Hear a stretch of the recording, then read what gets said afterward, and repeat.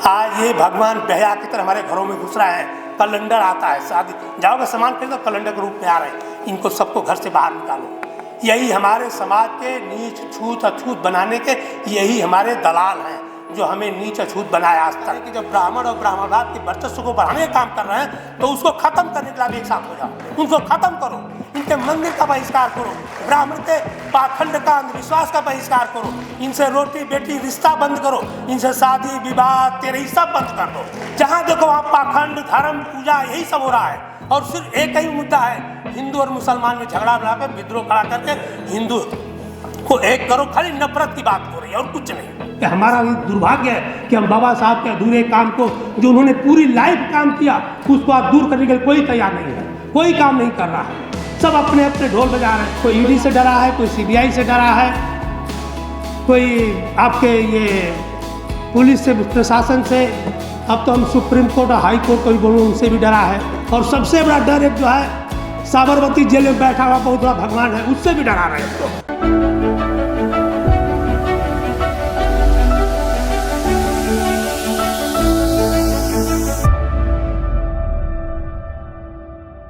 आज के इस प्रांगण में मंच पर बैठे हमारे अतिथि एवं सामने बैठे हमारे सभी भाइयों बहनों और साथियों, आज का विषय तो आपके सामने है, बहुत लंबा चौड़ा है। अब उस पर मैं ज़्यादा बताना नहीं चाहता हूँ, लेकिन यही इतना कहूँगा कि ये जो 10-12 साल से सरकार जो आई है, बड़ी मेहनत, बड़ी परिश्रम, बड़ी लगन और 100 सालों के बाद आई है, और तो आपका सब कुछ अधिकार छीनने के लिए आई है, तो क्या आपको मांगने से वो देगी? हमें तो नहीं लगता है कि आप मांगते रहिए वो आपको दे देगा। सैकड़ों साल से उसने मेहनत करके, परिश्रम करके, जो उसका 1000-100-500 साल जो पहले वर्चस्व था, ब्राह्मण और ब्राह्मणवाद का जो अधिकार था, जो उसका मान था, सम्मान था, देवों का देव था, पृथ्वी पर देवता था, भूधर था, आदमी उसकी परछाई से डरता था, जो मांगा तुरंत दे देते थे। यहाँ तक कि कोई अगर किसी जजमान के पास गया, ब्राह्मण कह दिया पंडित जी आपकी लड़की हमें दान दे दो, तो लोग दान दे देते थे, कोई ना नहीं कर सकता था, इतनी हिम्मत नहीं थी।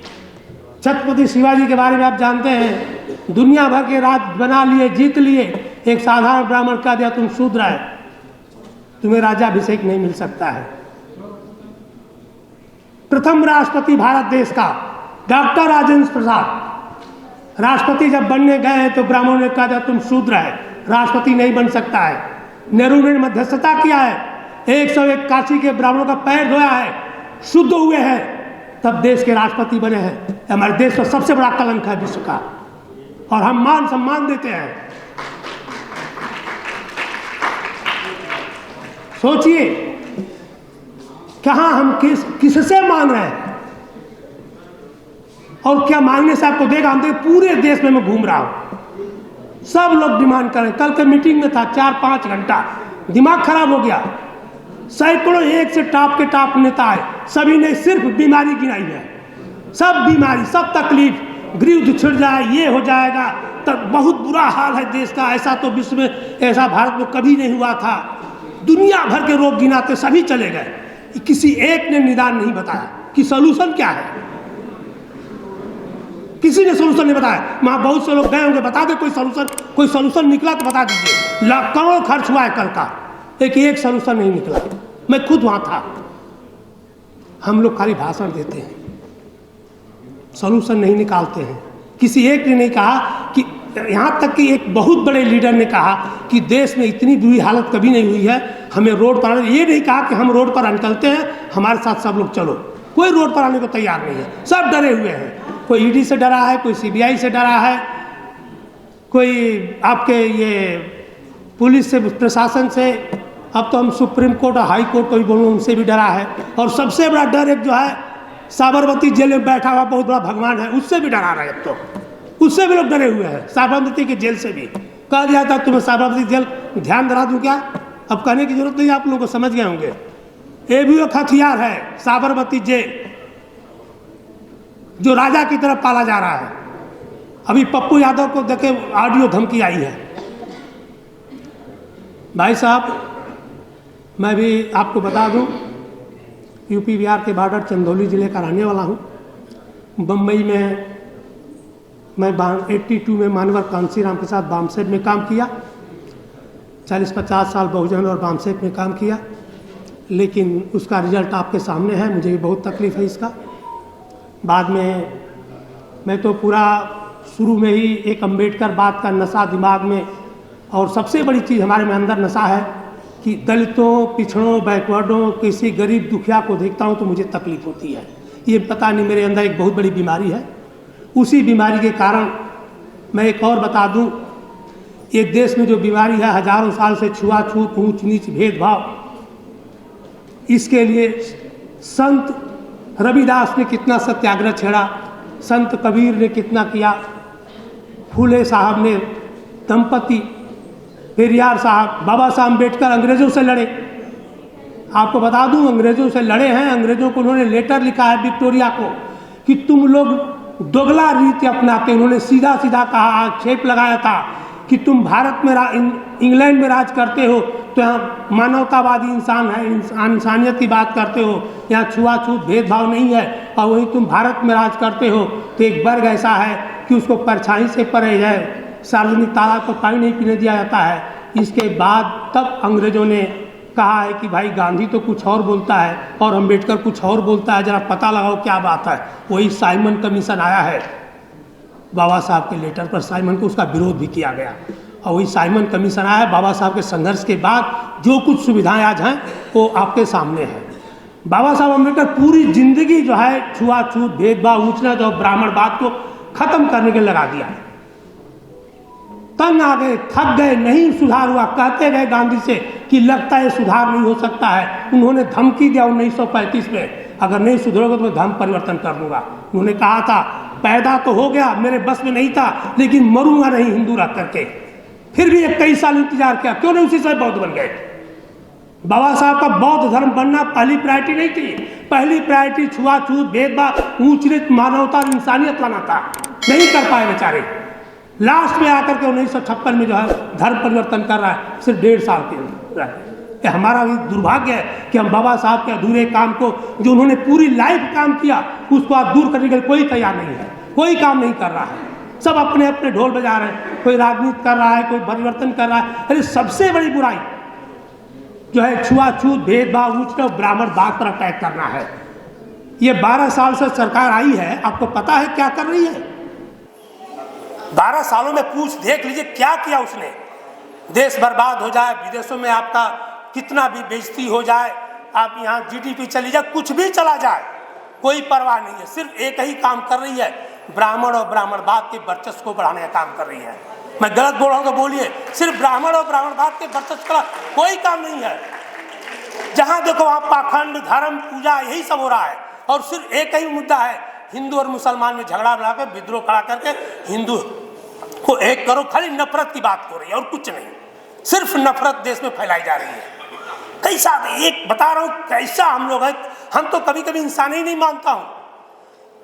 आप बताइए 100-150 साल पहले एक ऐसे इंसान हुआ करते थे जो कहते थे कि अंधों और गूंगों को भी पढ़ना चाहिए, उनके लिए छटपटाहट थी। उन्होंने ब्रेल भाषा का आविष्कार किया अंधे और गूंगों को पढ़ाने के लिए। और हमारे देश में गधे हैं जो आज भी अच्छे तगड़े मजबूत लोगों को स्कूल में जाने से रोक रहे हैं, शिक्षा से वंचित कर रहे हैं। बताइए हम इंसान हैं? लगता है कि हम इंसान हैं इस देश में? एक समाज है कि अंधे घरों को पढ़ाने की बात कर रहा है, और एक समाज है कि अच्छे मुझे मजबूत को पढ़ने से रोक रहा है। फिर भी हम जो है आज महान बने हैं, भारत देश महान, विश्व महान। बताइए कैसे हो सकता है भाई? भाई साहब टाइम कम है, मैं एक 2 चीज बोल के जाना चाहता हूँ। मेरा एक मिशन है, गर्व से को हम शूद्र हैं। जैसे ब्राह्मण, क्षत्रिय, वैश्य जो हैं, इनमें भी जातियाँ थी सैकड़ों। इस जातियों को भूल करके तीनों एक वर्ण पे सवर्ण बन गए। हम भी यही चाहता हूँ कि शूद्र जो है एक अवर्ण बना। सवर्ण और अवर्ण ये भारत की एक रेखा है, सवर्ण और अवर्ण। अवर्ण में हम शूद्र आते हैं, SC ST OBC आते हैं। जब सवर्ण एक साथ हो गया है तो अवर्ण क्यों नहीं एक साथ हो रहा है? एक साथ हो जाओ। और हम तो करें कि जब ब्राह्मण और ब्राह्मणवाद के वर्चस्व को बढ़ाने का काम कर रहे हैं तो उसको खत्म करने के लिए एक साथ हो जाओ, उनको खत्म करो, इनके मंदिर का बहिष्कार करो, ब्राह्मण के पाखंड का, अंधविश्वास का बहिष्कार करो, इनसे रोटी बेटी रिश्ता बंद करो, इनसे शादी विवाह तेरे सब बंद कर दो। इनके पूरा ब्राह्मण और ब्राह्मण वर्चस्व को जो बढ़ा रहे हैं, तो हमारा आपका कर्तव्य है कि उस वर्चस्व को खत्म करें, लेकिन हम लोग नहीं कर रहे हैं। हम सब लोग जितना भी देखते हो 40-50 सब सामाजिक काम करते हैं, जब वही 40-50 पहुँचते हैं, अरे यार अब क्या होगा, अब तो उम्र ढल गई, तो कहीं भी चांस मिलता है तो एमएलए एमपी की बात करते हैं। इस देश में खाली एमएलए एमपी बनना लोग चाहते हैं, पता नहीं एमएलए एमपी, अरे एमएलए एमपी बन के जेल में जाओगे, उससे तो मैं बेहतर हूँ यार, उससे तो मैं बेहतर हूँ, कम से कम मान सम्मान तो आप लोग दे रहे हो ना। अगर एमएलए एमपी मंत्री बन भी जाऊँगा, जेल जाऊँ तो क्या फायदा। यही कहा कि मैं एक चीज़ और बता देना चाहता हूँ हमारे मिशन का। देखिए, जिस भी परंपरा में, चाहे हिंदू हो चाहे मुस्लिम हो, अगर एक इंसान दूसरे इंसान को नीच और अछूत और छोटा समझता है तो मैं उसे इंसान नहीं मानता हूँ। वो हैवान है, वो एक इंसान के लायक नहीं है, मानवतावादी नहीं है। दूसरी बात, जो देवी देवता भगवान, देखिए मैं क्या बोल रहा हूँ, जो देवी देवता भगवान इंसान के छूने से अपवित्र हो रहा था कि नहीं होता, बोलिए आप लोग। इंसान के छूने से भगवान अपवित्र होता है कि नहीं होता है? अरे बोले डरते क्यों भाई आप लोग, होता है ना। बहुत पहले, आज भी अगर मंदिर में कोई गलती से चला गया शादी के एक नियम रिवाज उतारने के लिए, तो मार पड़ी है। क्या जो देवी देवता भगवान इंसान के छूने से अपवित्र होता है, क्या भगवान हो सकता है? आज ये भगवान बेहया की तरह हमारे घरों में घुस रहा है। कैलेंडर आता है, शादी जाओगे सामान खरीदो, कैलेंडर के रूप में आ रहे हैं, इनको सबको घर से बाहर निकालो। यही हमारे समाज के नीच छूत अछूत बनाने के, यही हमारे दलाल हैं जो हमें नीच अछूत बनाए आज तक। तीसरी बात, जिस व्यवस्था में, जिस परंपरा में हमारे दादा परदादा नीच अछूत पापी थे, आज भी हैं और पता नहीं कब तक रहेंगे। मैं मोहन भागवत से भी सवाल पूछता हूँ कि भाई एक नियाद दे दो, 10 साल 15 साल 20 साल, अगर मैं डॉक्टर इंजीनियर बनता हूँ तो अपने बराबरी करोगे कि नहीं करोगे? सवाल गलत है कि सही है? बराबरी चाहिए कि नहीं चाहिए? हम बराबरी मांग रहे हैं, तुमसे ऊंचा नहीं मांग रहे हैं। अगर बराबरी नहीं करते तो तुम्हारे धर्म को, तुम्हारे व्यवस्था को, तुम्हारे परंपरा को मैं लात मारता हूँ। आप सबको बोलता हूँ लात मारो, ऐसी व्यवस्था नहीं चाहिए जहाँ में सदियों से नीच कहा गया और पता नहीं कब तक नीच कहा जाएगा। यही कहते हुए सभी को शुक्रिया, धन्यवाद, जय हिंद। देखते रहिए नीलकमल टीवी। आपको अगर हमारा वीडियो अच्छा लगता है तो हमारे चैनल को सब्सक्राइब करिए, वीडियो को लाइक करिए, शेयर करिए। धन्यवाद।